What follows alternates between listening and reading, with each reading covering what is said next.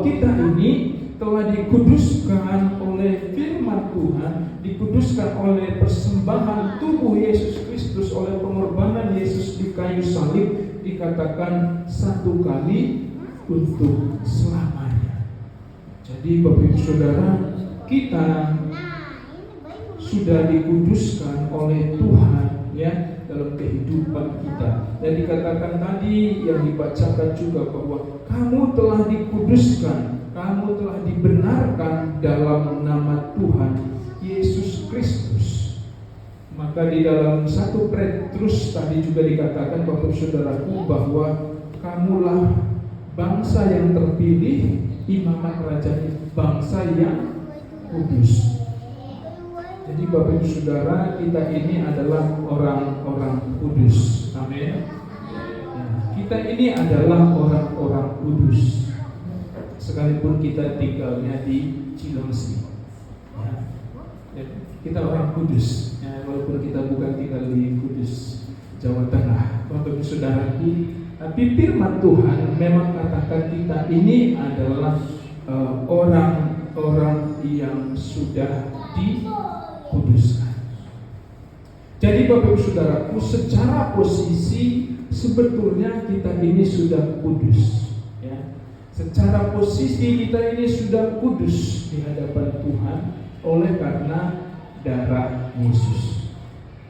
Ya, oleh karena darah Yesus, oleh karena pengorbanan Tuhan Yesus, kita ini sudah kudus. Jadi Bapak Saudaraku, kita ini kudus. Amin. Yang merasa dirinya kudus, mari angkat tangan. Amin. Haleluya. Ya. Jadi Bapak Saudaraku, memang secara posisi kita sudah kudus oleh firman Tuhan. Namun Bapak Ibu Saudaraku, secara kelakuan, nah inilah masalahnya. Yang secara kelakuan juga sudah kudus, mari angkat tangan. Belum ya, berarti hanya saya. Haleluya, masih berjuang. Nah Bapak Ibu Saudaraku, maka dikatakan oleh firman Tuhan bahwa dikatakan berusahalah hidup damai dengan semua orang dan kejarlah kekudusan. Kejarlah kekudusan. Ya, Bapak Ibu Saudara, secara posisi memang kita sudah dikuduskan oleh darah Yesus. Dan firman Tuhan tadi katakan sekali untuk selamanya. Ya, sekali kita terima Yesus, percaya kepada Tuhan Yesus, kita percaya kepada darah Yesus yang menguduskan kita, maka untuk selamanya kita kudus di hadapan Tuhan. Kita kudus di pemandangan Tuhan karena kita percaya kepada pengorbanan Tuhan Yesus.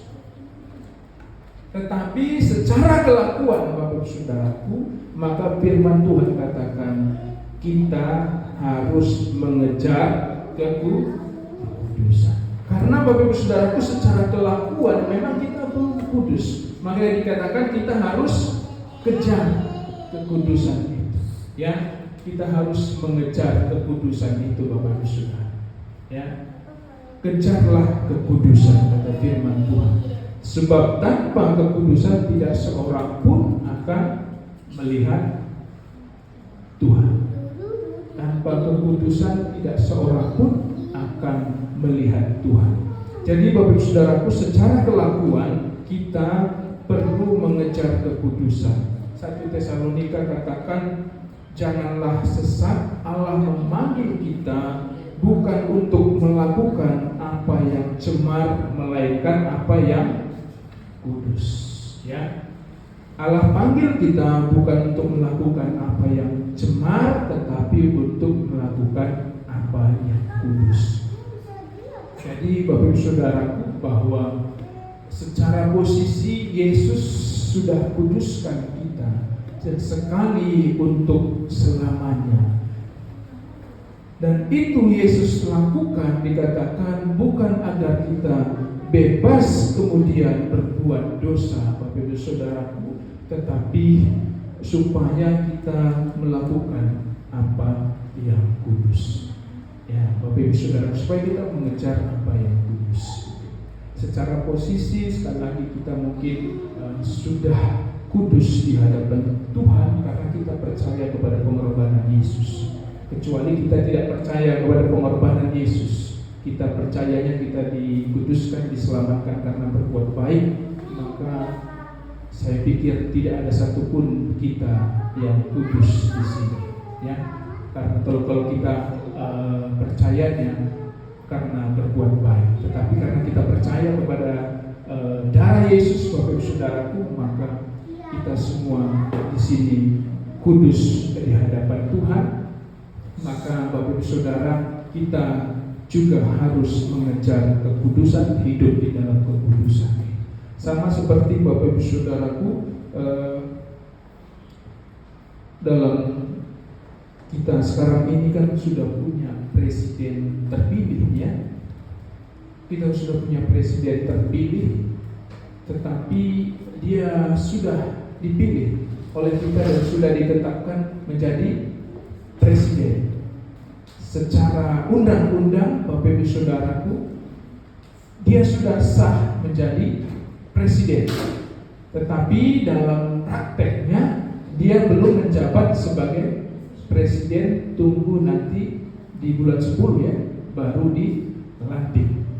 Tapi Bapak Ibu Saudaraku, secara undang-undang dia sudah sah jadi presiden karena kita, ya, karena dia sudah memenangkan pemilihan dan dia sudah ditetapkan oleh KPU, maka dia presiden.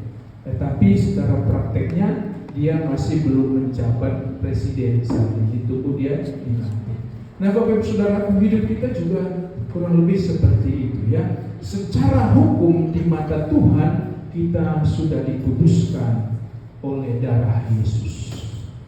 Tetapi secara perbuatan, Bapak Saudaraku, kita harus mengejar kekudusan itu. Kita harus melakukan hal-hal yang memang supaya kita benar-benar kudus di hadapan Tuhan.